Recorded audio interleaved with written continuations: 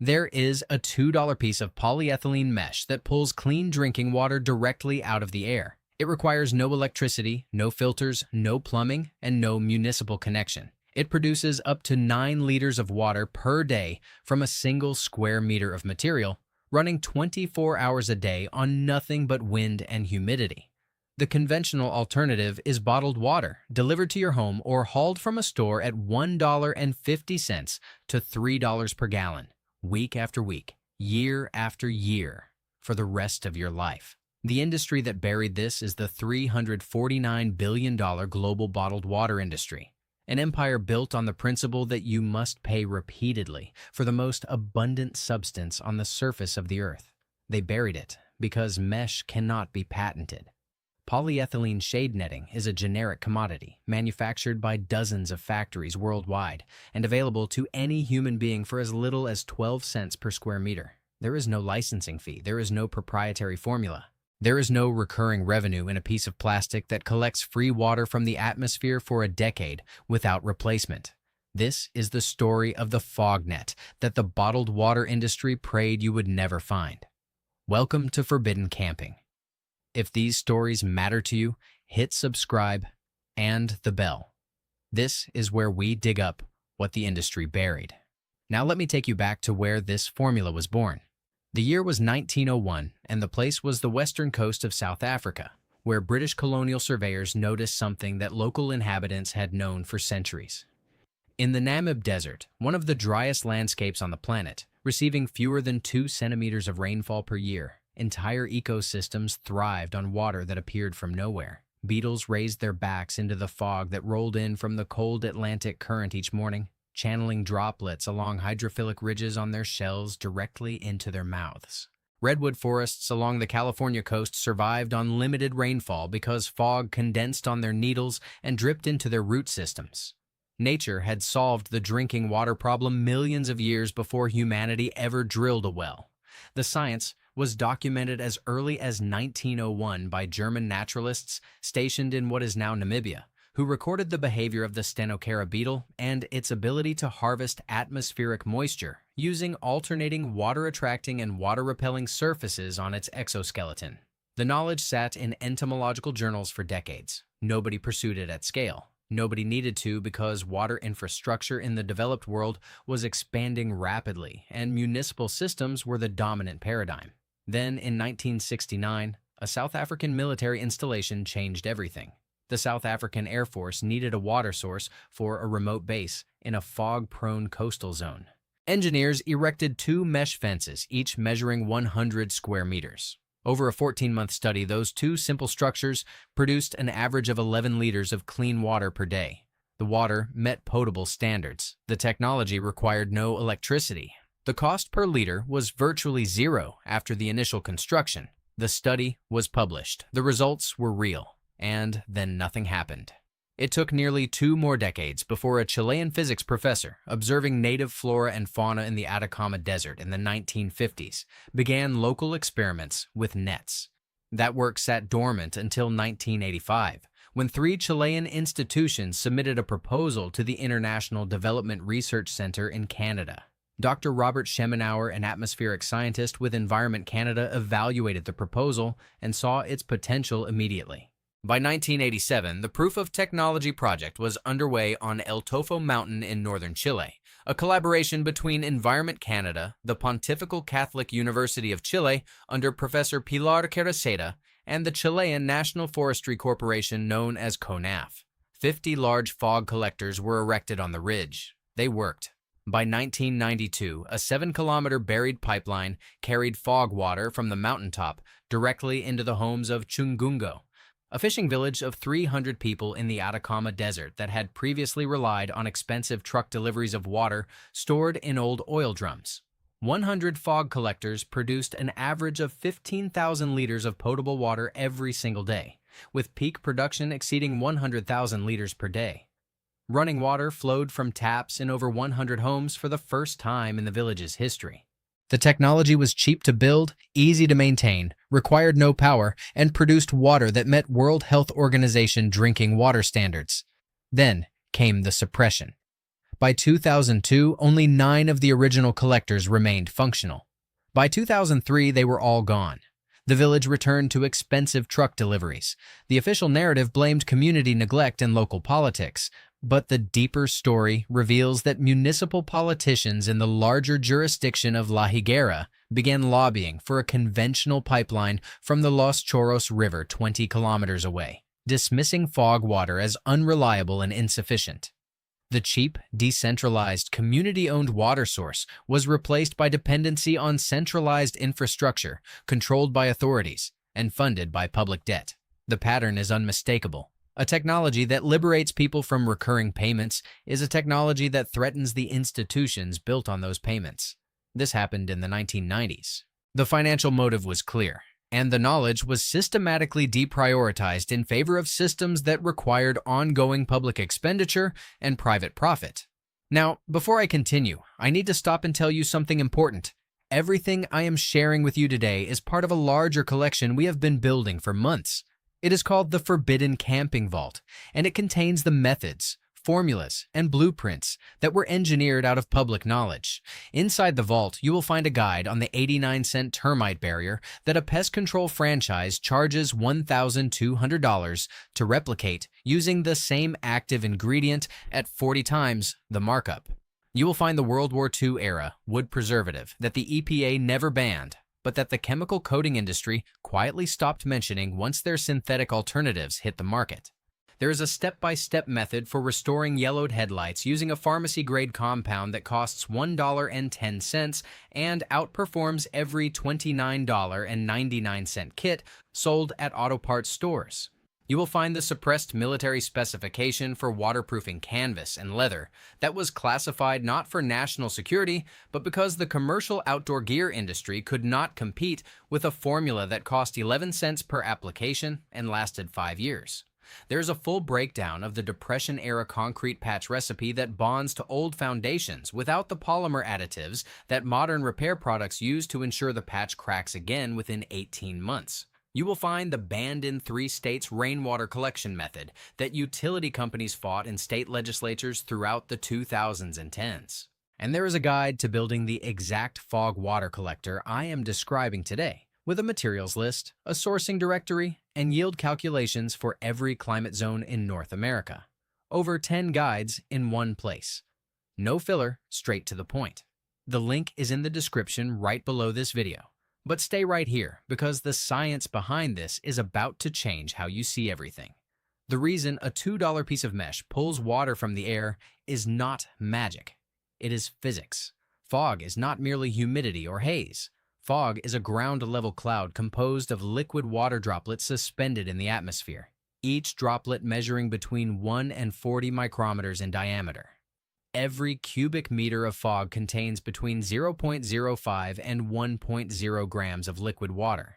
That does not sound like much, but fog moves. When wind pushes fog through a mesh at even moderate speed, millions of those droplets impact the fibers, coalesce into larger drops, and gravity pulls them down into a collection trough.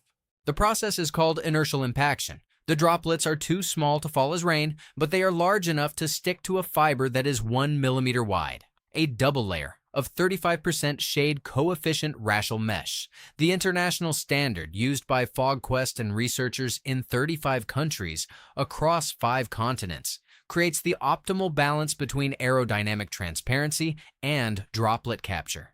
If the mesh is too dense, wind flows around it and carries the fog away. If it is too open, droplets pass straight through. The 35% specification is not arbitrary. It is the result of decades of field testing across Chile, Peru, Morocco, South Africa, Nepal, and Yemen. A 2018 study published in GeoHealth by Kaseke and Wang confirmed that fog-harvested water is a viable potable source, and that the harvested water often contains fewer contaminants than local groundwater because it condenses from maritime air in remote locations where industrial pollution is minimal.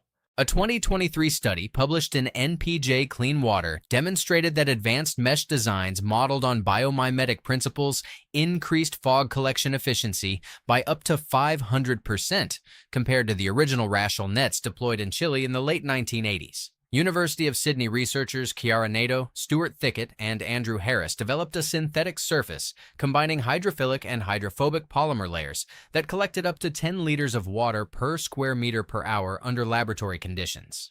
The science is settled. The mechanism is proven. Mesh fog collection works. It is scalable. It is cheap, and every commercial alternative is inferior by design. Bottled water requires petroleum-based plastic manufacturing, transportation fleets, retail shelf space, marketing budgets, and a consumer who believes the only way to get clean water is to buy it in a container made from fossil fuels. The system is not broken. It is working exactly as designed. Now, let me show you the financial architecture that keeps this knowledge buried.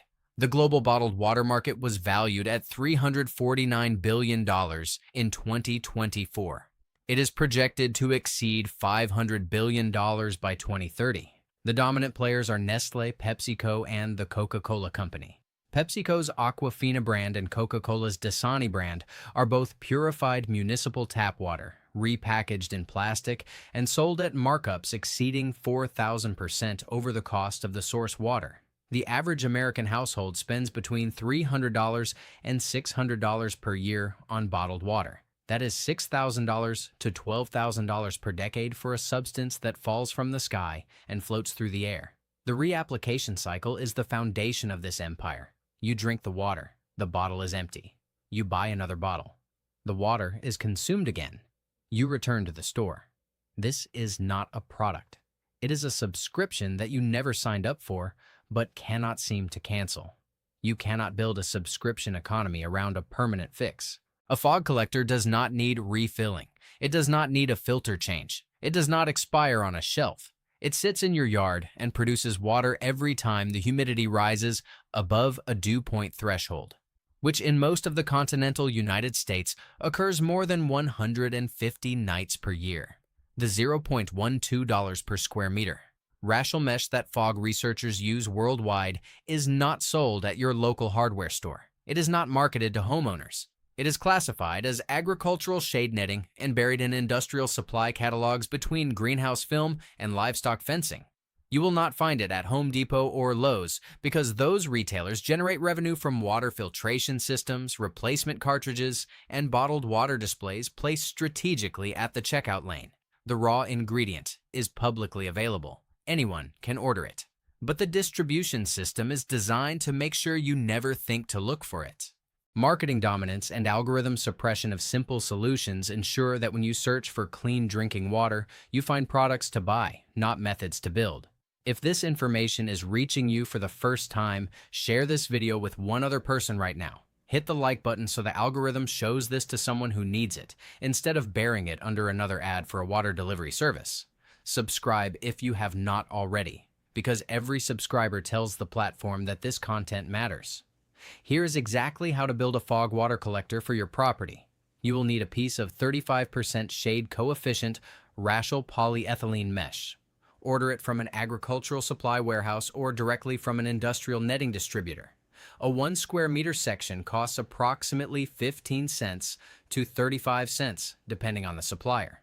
You will need 2 sections for the required double layer, bringing your mesh cost to under 70 cents. For the frame, purchase 2 10-foot lengths of half-inch PVC pipe at $2.18 each from any hardware store. Cut each pipe into 2 5-foot sections using a standard hacksaw. Connect the 4 sections into a rectangular frame using 4 PVC elbow joints at 48 cents each, totaling $1.92. Your frame is now approximately 1 meter by 1 meter. Stretch the first layer of rational mesh across the frame and secure it with zip ties every 6 inches along all 4 sides. Layer the second piece of mesh directly over the first and secure it the same way. The double layer is critical. FogQuest's own research confirms that the specific fiber width of approximately 1 millimeter and the rational weave pattern in a double layer are both essential for maximizing collection efficiency. Now, mount the frame vertically between 2 wooden stakes or attach it to existing fence posts, positioning the mesh perpendicular to the prevailing wind direction in your area. The base of the mesh should sit at least 2 meters above the ground. Below the mesh, install a PVC rain gutter, available for $3.47 per 6-foot section, angled slightly downward to one end. At the low end of the gutter, attach a short length of tubing that feeds into a food-grade 5-gallon collection bucket with a lid. Your total materials cost is under $12 for a complete fog collector capable of producing between 2 and 9 liters of water per day, depending on your local humidity, fog frequency, and wind conditions.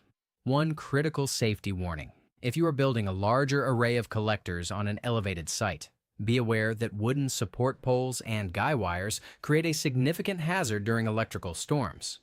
In 1993, during the expansion of the Chungungo fog collection system in Chile, a lightning strike damaged 3 collectors and ignited a small brush fire on the ridge at El Tofo, temporarily halting water production. If you live in a lightning-prone area, ground your support structure with a copper grounding rod driven at least 8 feet into the earth and connected to the metal components of your frame with copper wire. Do not use your fog collector during active thunderstorms. Do not climb the support structure while it is wet. These are not hypothetical risks. They are documented field incidents from actual fog collection installations. The cost comparison is stark. Your DIY fog collector costs $12 in materials. A commercially available atmospheric water generator that plugs into your wall and produces the same volume of water costs between $1,500 and $35,000 depending on capacity. A household water delivery service charges $30 to $50 per month, which is $360 to $600 per year. Your mesh collector requires 0 electricity, 0 deliveries, and 0 recurring fees. The mesh itself lasts 5 to 10 years before requiring replacement at a cost of under 70 cents. That is less than 7 cents per year for drinking water. This knowledge did not disappear because it failed. It disappeared because it worked. The fog collection system at Chungungo provided free, clean running water to an entire village for a full decade. Researchers in 35 countries on 5 continents have replicated the results. The science is published, peer-reviewed, and freely available. It vanished from public conversation because it could not be metered, could not be branded, and could not generate quarterly earnings reports for shareholders. Your grandparents understood something that the modern economy has worked very hard to make you forget. They understood that the air, the rain, the dew on the grass in the morning belonged to them. They did not need a subscription to drink water. They did not need a corporation to certify that the sky was safe. The generation that built this country collected water from the atmosphere using cloth, metal, and common sense. That knowledge was not lost. It was taken. Every time you share a video like this one, you are handing it back. Every time you hit subscribe, you are telling the algorithm that suppressed solutions deserve sunlight. Every time you hit that like button, you are casting a vote for the kind of information that no billion-dollar brand will ever pay to promote. This is not about building a channel. This is about building a record of what they tried to erase. The next vault opens soon, and what is inside is even heavier than what you heard today.